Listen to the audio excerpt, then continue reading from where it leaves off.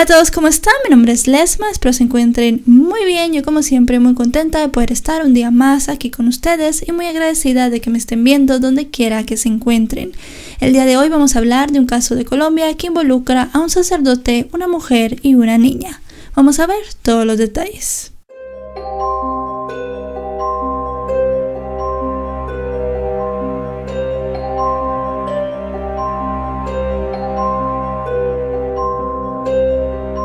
María del Carmen Arango nació en el pueblo de Buenos Aires, ubicado en el Valle del Cauca, Colombia, en el año 1976. Creció en una familia de bajos recursos económicos, compuesta por 11 hermanos. María del Carmen fue la mayor de todas las niñas de la familia. El padre de María del Carmen murió después del nacimiento de su último hijo, por lo que su madre tuvo que sacar adelante a los 11, siendo viuda y sin tener ninguna otra ayuda de otro familiar. Realmente la familia llegó a pasar bastantes penas económicas. Mientras crecía, María del Carmen fue descrita por vecinos y amigos como una joven muy feliz, pero había algo que sobresalía mucho en ella y era su belleza. En el pueblo se hablaba mucho de lo linda que era la chica. María del Carmen en el año 1996 se mudó a la ciudad de Pereira en el departamento de Risaralda, en donde comenzó a estudiar belleza. Pero el año 2001, María del Carmen anunciaba que estaba embarazada y además de eso que se mudaba de Pereira hacia Dos Quebradas, un pueblo a unos 4 kilómetros de la ciudad. Lo que llegó a contar cuando ella estaba en Dos Quebradas fue que su embarazo era producto de una relación que ella había tenido con un hombre que en ese momento estaba en España y que en muchas ocasiones la acompañaría un amigo íntimo de su familia, un hombre que era sacerdote llamado José Francey. José Francey ejercía como párroco en el municipio de Pueblo Unido, el cual se encontraba a más de 90 kilómetros de Dos Quebradas. A pesar de la distancia, él una vez a la semana visitaba a María del Carmen, le llevaba cosas y siempre se aseguraba que ella tuviera todo lo que necesitaba. En octubre del año 2002 nace una pequeña a la cual ella bautiza como María Camila y su vida en el pueblo es bastante tranquila. Este hombre José Francey, como ya les dije, sigue visitándola y preocupándose ahora no solamente por ella sino también por su hija.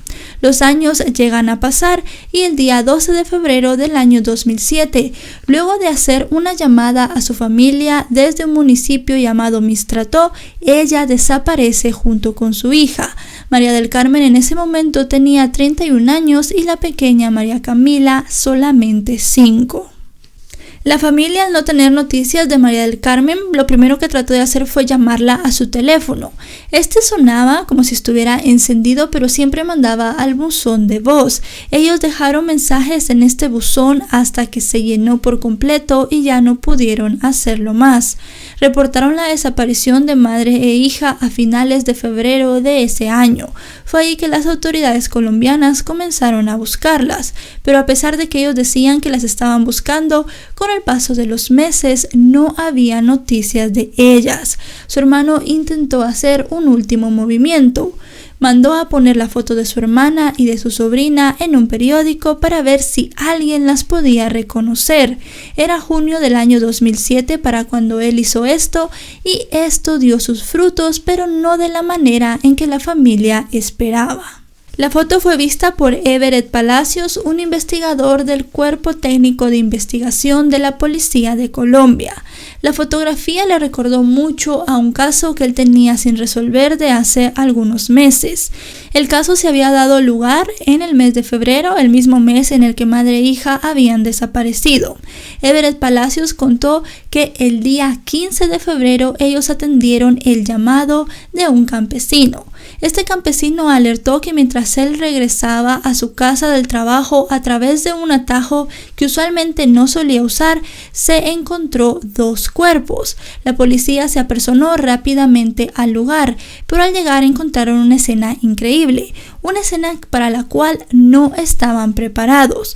Los 2 cuerpos estaban completamente calcinados. Solamente quedaba un poco de uno de los cuerpos que se llegó a creer era de un niño o de una niña, porque en ese momento realmente no se podía saber. Junto con los cuerpos se encontraron algunos objetos personales, una medalla de la Virgen del Carmen, una hebilla que parecía ser de un sostén o un brasier, y también además de eso se encontró un arete.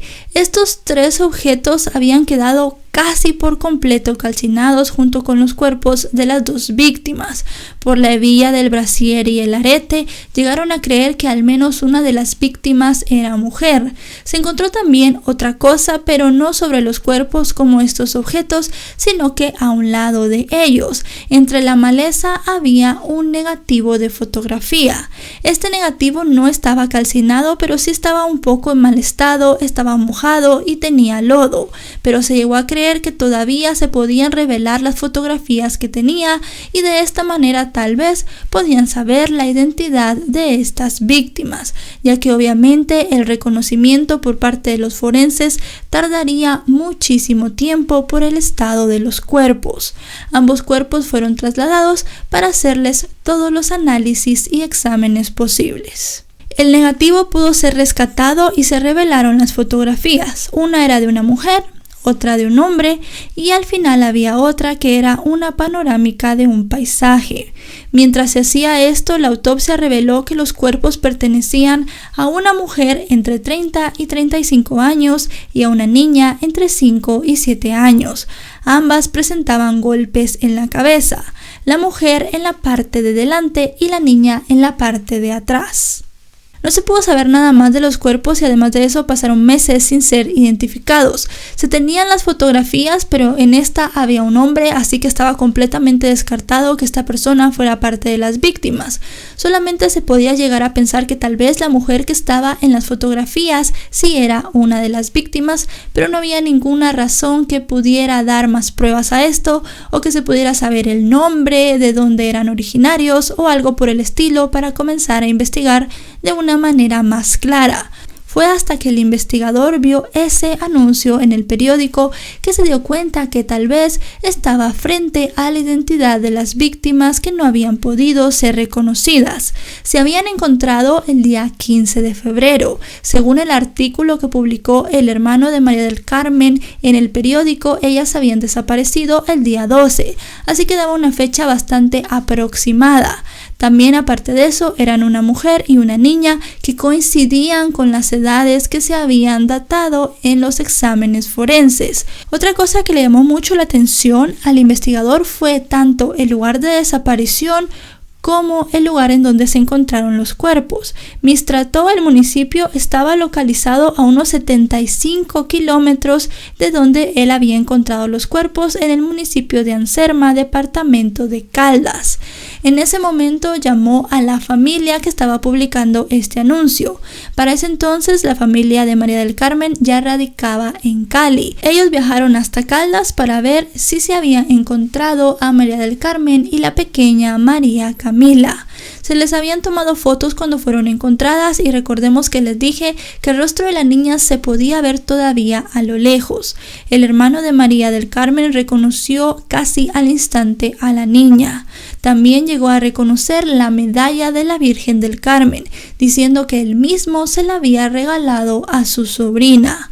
Teniendo todas estas pruebas, se les hizo un examen de ADN y se llegó a comprobar que en efecto las 2 víctimas encontradas en ese lugar abandonado eran María del Carmen y su hija María Camila.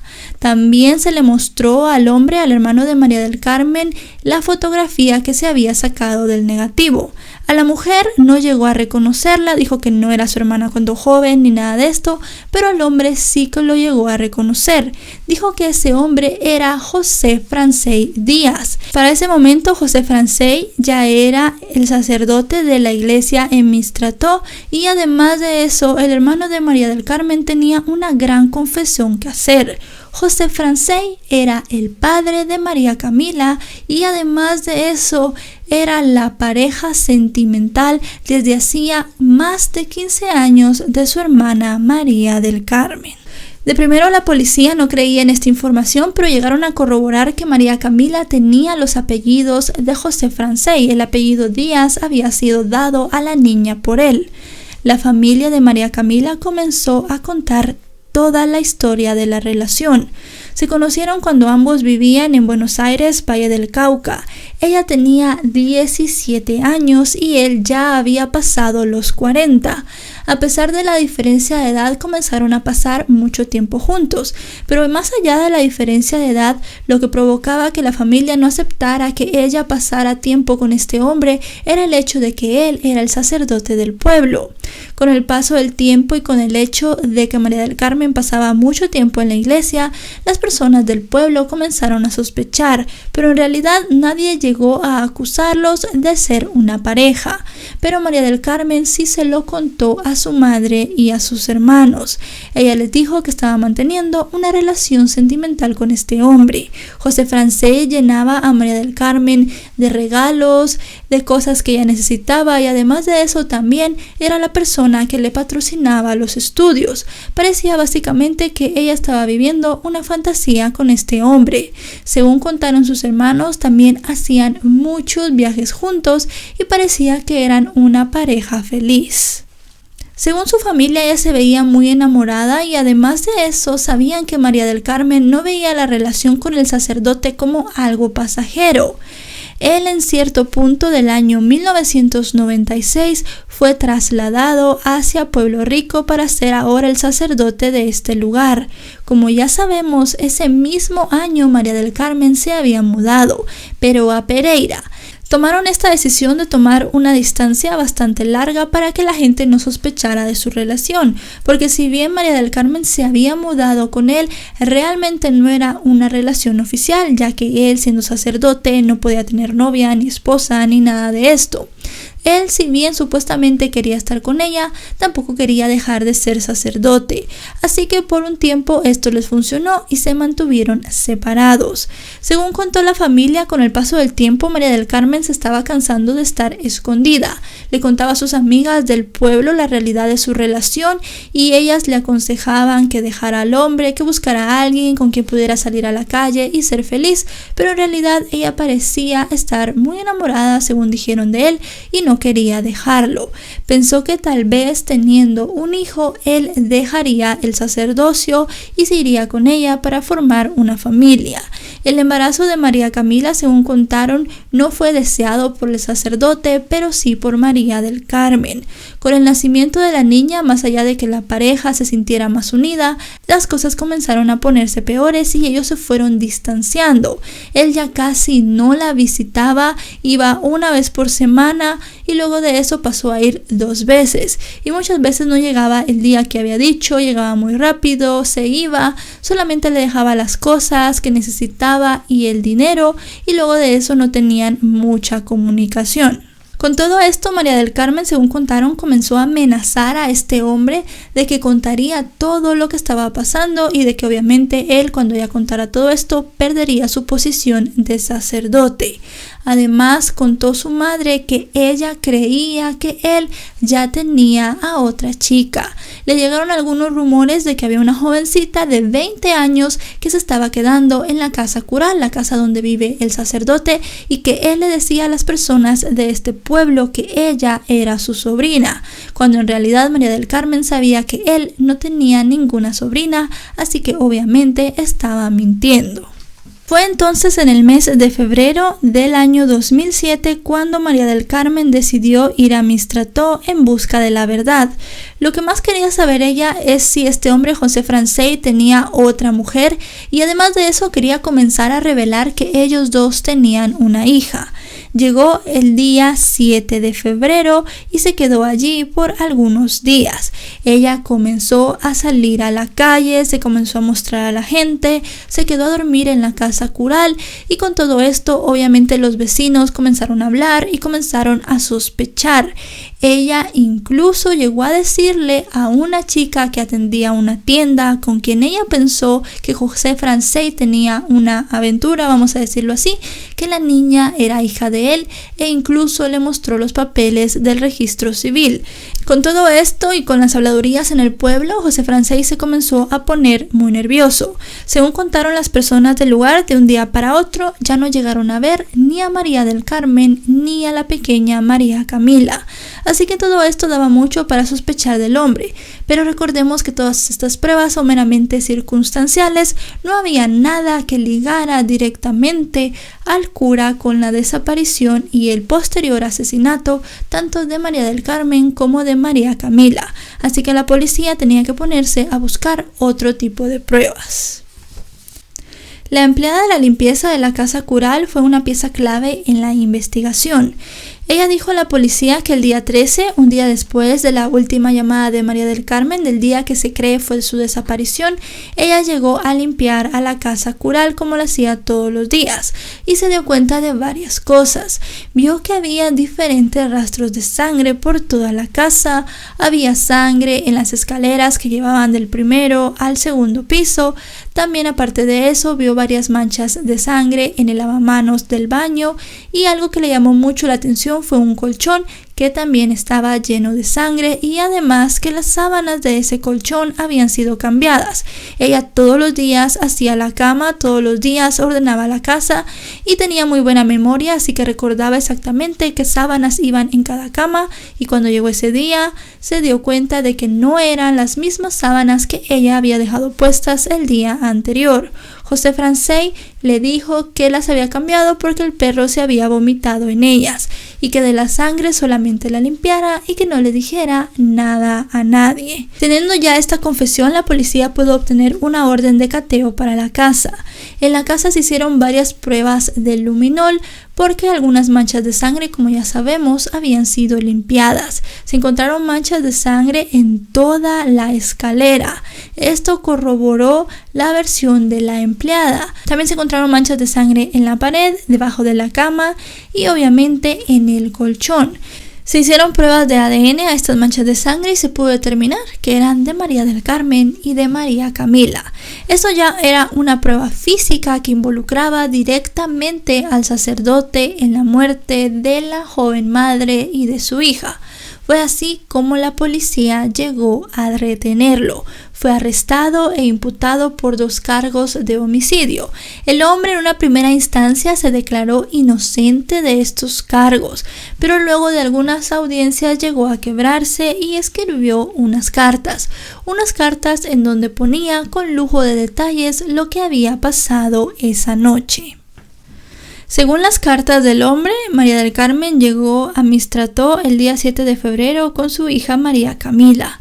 Como ya sabemos, ella se quedó a dormir en la casa cural y salió varias veces al pueblo, provocando que la gente murmurara cosas. María del Carmen también estuvo buscando en la casa pruebas de que José Francey tenía a otra chica viviendo allí mientras ella no estaba.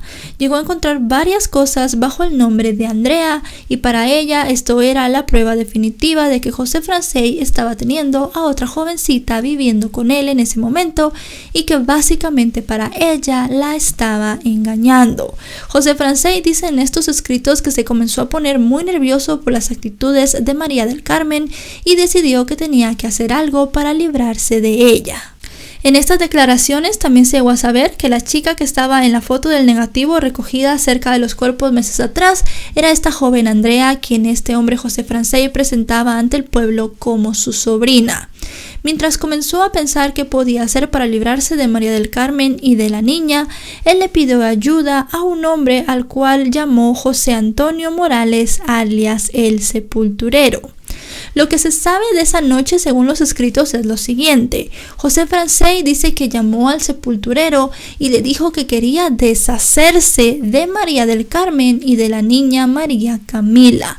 Según José Francey, en estas cartas él nunca le pidió al sepulturero que le quitara la vida a ellas, sino que solamente le pidió ayuda para sacarlas del pueblo. Según dice José Francey, el sepulturero llegó por la noche a la casa con una mochila en la cual llevaba una maceta. Con esta maceta, que era del cementerio porque él trabajaba en este lugar, llegó a atacar a María del Carmen. Luego de eso se sabe que la pequeña María Camila fue atacada en su cama y por esto estaba toda la sangre en este lugar. Cuenta José Francey que tomaron los cuerpos, los metieron en bolsas de plástico y en costales y comenzaron a conducir. Según dice este hombre, la persona que guió todo el recorrido fue el sepulturero. Cuando llegaron al lugar donde fueron encontrados los cuerpos, les prendieron fuego y se retiraron del lugar. José Francey dice que tomó todas las cosas que tenía María del Carmen y la niña y trató de quemarlas en este lugar para no dejar ni una sola prueba. La explicación que dio José Francey de la sangre en las escaleras fue que luego de que este hombre, el sepulturero, golpeara a María del Carmen con la maceta en la parte de delante de la cabeza, ella caería rodando por las escaleras y por eso había tanta sangre. Dice que luego de dejar los cadáveres quemándose, él llegó a la casa cural más o menos a las 2 de la mañana. La hora a la que llegó a la casa cural fue contrastada con los testimonios de varios testigos, de varios vecinos, los cuales dijeron que justamente a esa hora habían visto que él había entrado en su vehículo a este lugar. Dijo que se había lavado las manos en el baño de la casa, pero que no se había dado cuenta y lo había dejado manchado de sangre, que por eso la empleada, la doméstica, había visto sangre en el lavamanos cuando llegó a la mañana siguiente. José Antonio Morales, el sepulturero, fue capturado y llevado igualmente a juicio. En el año 2008, estos dos hombres fueron declarados culpables y se presentaron sus condenas. Al sepulturero lo condenaron a 17 años y 2 meses de prisión, mientras que José Francey Díaz Toro llegó a un acuerdo de aceptación de la culpabilidad y fue condenado solamente a 23 años. La sentencia fue apelada por la familia de María del Carmen, obteniendo que en el año 2013 se le dieran al hombre 45 años y 10 meses en prisión. Adicional a esto, la Iglesia Católica también fue condenada a pagar una fuerte suma de dinero como indemnización a la familia de María del Carmen. Esto porque supuestamente el obispo en ese momento tenía más o menos una idea de lo que estaba haciendo este hombre José Francey. Si bien no tenía nombres específicos ni nada de eso, ya varias personas le habían comentado de lo que la gente en el pueblo decía y que él no había hecho nada para parar a este hombre, preguntarle qué estaba haciendo y por qué estaba mintiéndole a la iglesia. La indemnización fue repartida entre la madre de María del Carmen y sus 10 hermanos.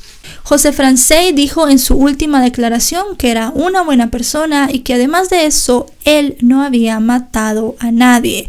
Aquí entra una gran contradicción entre las condenas, lo que dice José Francey y lo que se dice en muchos de los medios, más que todo en los medios escritos. José Francey le echó toda la culpa al sepulturero. Además de eso, dijo que él nunca le pidió que matara a María del Carmen. Con todo esto se tendría que determinar que el autor intelectual y material de todo el crimen fue el sepulturero y no José Francey.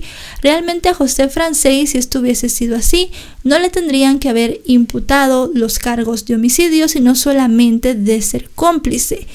Pero en varios periódicos escritos, en varios medios escritos más que todo, se llega a saber que el sepulturero dijo que él solamente había atacado una vez a María del Carmen, que la persona que había matado a la niña había sido José Francey y que además de eso María del Carmen ya estaba muy golpeada de la cara cuando él llegó a la casa cural esa noche para ver qué estaba pasando.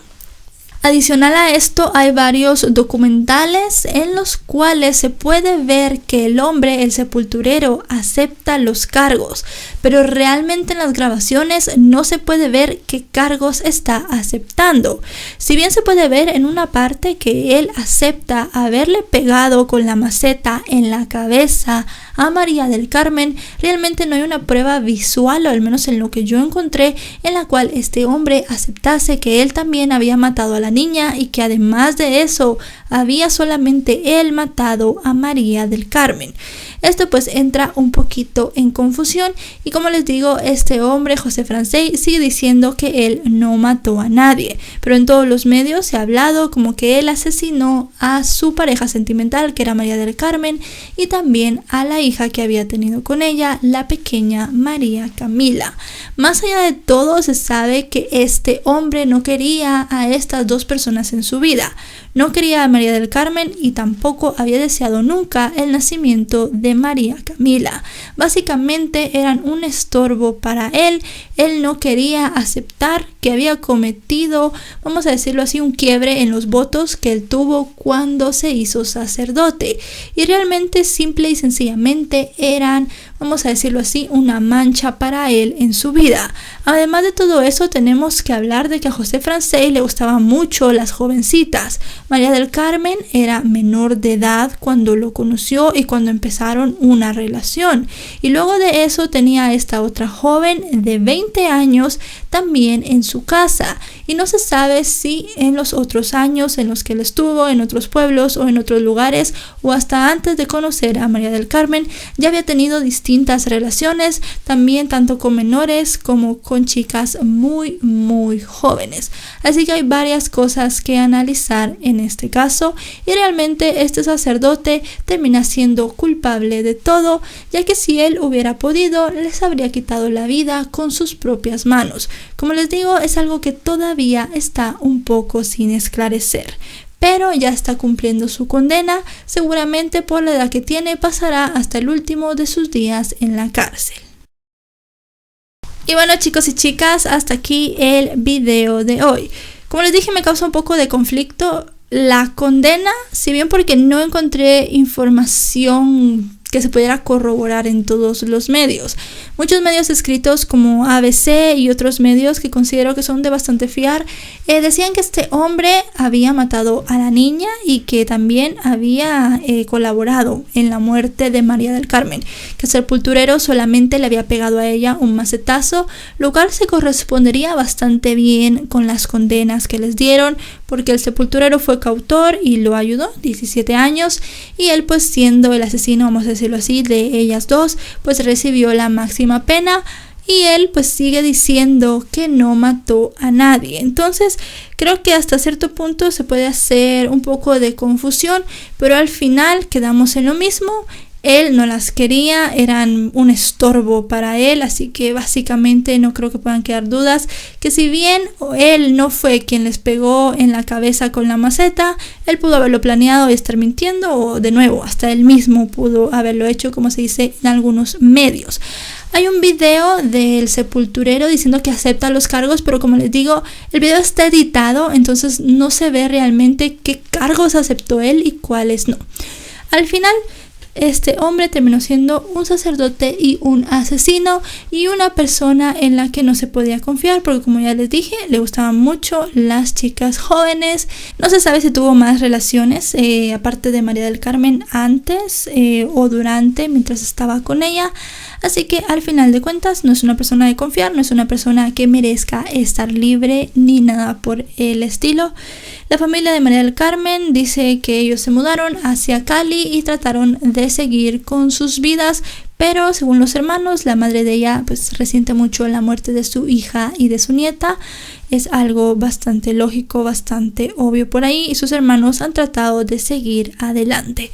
Si este video les ha parecido informativo, recuerden dejarle un me gusta. También me pueden seguir en todas mis redes sociales, aparezco en todas como LesmaVR, Facebook, Twitter e Instagram. Mis otros dos canales, uno de misterios y uno de variedades, van a estar apareciendo en la descripción de este video por si quieren pasarse, y si les gusta se pueden suscribir. Nos vemos hasta otro caso. Adiós.